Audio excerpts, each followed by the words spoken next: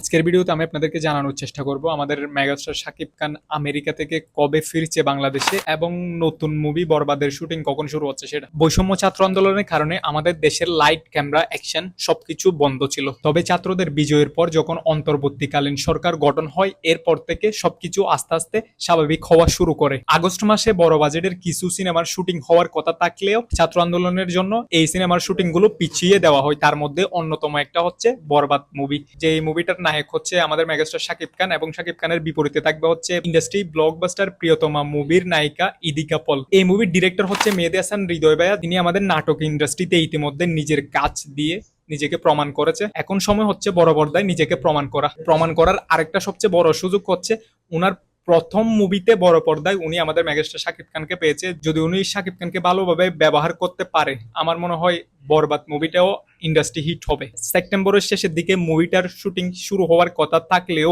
আগামী 26 অথবা 27 তারিখের মধ্যে আমাদের মেগাস্টার আমেরিকা থেকে বাংলাদেশে আসবেন। দেশে আসার পরপরই সিদ্ধান্ত নেবেন কখন শুটিং শুরু করবে সেটা। প্রিয়তমা মুভির পরে দীর্ঘ একটা বিরতির পর আবার এই জুটিকে আমরা একসাথে স্ক্রিনে দেখব। সত্যি বলতে খুবই এক্সাইটেড এই দুজনের জুটিকে আবার একসাথে দেখার জন্য। আপনাদের পরিস্থিতি কেমন সেটা অবশ্যই জানাবেন। সবাই ভালো থাকবেন। আল্লাহ হাফেজ।